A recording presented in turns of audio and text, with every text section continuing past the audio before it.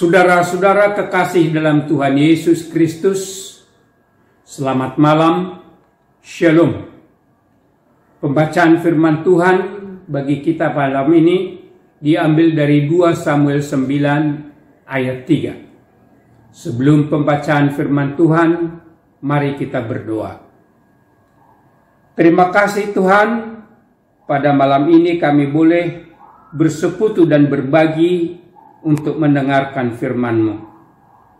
Mohon Roh Kudus-Mu Tuhan untuk menerangi hati dan pikiran dari jemaat-Mu dan memberikan hikmat bagi hamba-Mu untuk menyampaikan isi hati-Mu. Amin. Saudara-saudara, firman Tuhan yang akan kita baca tertulis di 2 Samuel 9 ayat 3. Demikian firman Tuhan. Kemudian berkatalah raja, maksudnya Raja Daud, tidak adakah lagi orang tinggal dari keluarga Saul? Aku hendak menunjukkan kepadanya kasih yang dari Allah. Lalu berkatalah Ziba kepada raja, masih ada seorang anak laki-laki Jonathan yang cacat kakinya. Demikian firman Tuhan. Kita beri judul menunjukkan kasih yang dari Allah. Saudara-saudara, sebagaimana kita tahu bahwa Raja Saul beberapa kali merencanakan membunuh Daud yang telah dipilih oleh Tuhan melalui hambanya Samuel menjadi Raja Israel menggantikan Raja Saul. Tetapi atas kuasa perlindungan Tuhan, Daud selalu luput dari rencana pembunuhan Saul. Demikian juga Daud sebenarnya mempunyai beberapa kali kesempatan untuk membalas dendam, untuk membunuh Raja Saul. Tetapi hal itu tidak pernah dilakukan karena dia yakin bahwa rencana pembalasan dan penghakiman hanya ada di tangan Tuhan. Menjelang Raja Daud dikukuhkan menjadi raja, Raja Saul diberitakan meninggal secara tragis. Demikian juga sesudah Raja Daud dikukuhkan menjadi raja, dia mendengar berita bahwa anak Saul, yaitu Iso-Beset dan juga Jonathan, meninggal secara tragis. Mendengar berita itu, Raja Daud bukan merasa menjadi gembira dan senang. Dia menyatakan rasa duka yang sedalam-dalamnya.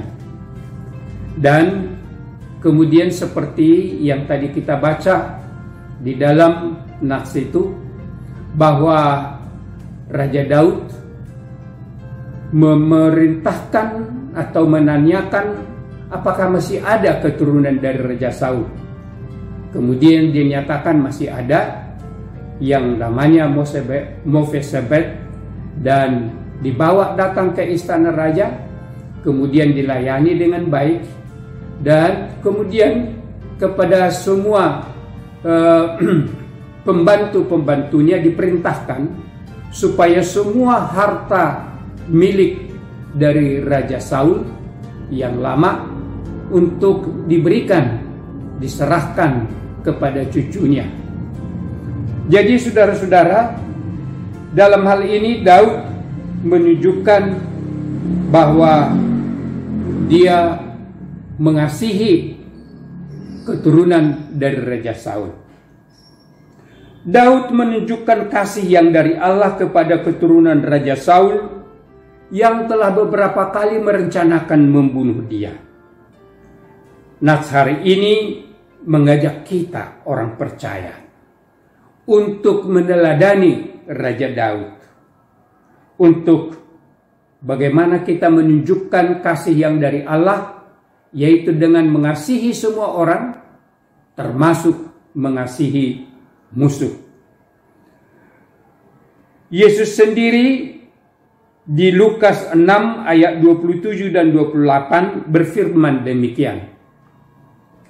Kasihilah musuhmu, berbuatlah baik kepada orang yang membenci kamu, mintalah berkat bagi orang yang mengutuk kamu, berdoalah bagi orang yang membenci kamu.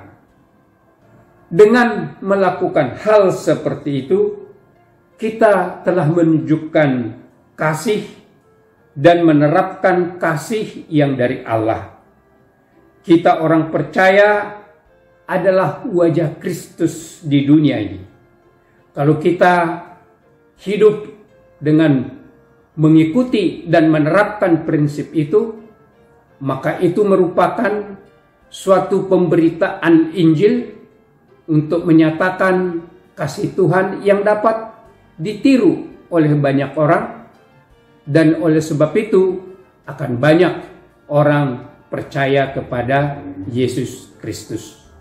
Oleh sebab itu, marilah kita mengikuti ajakan firman Tuhan hari ini untuk menunjukkan kasih yang dari Allah dengan mengasihi semua orang, termasuk mereka yang memusuhi kita. Tuhan memberkati. Amin. Mari kita berdoa. Ajar kami Tuhan untuk menunjukkan dan menerapkan kasih yang dari Tuhan, mengasihi semua orang, termasuk mereka yang memusuhi kami. Amin.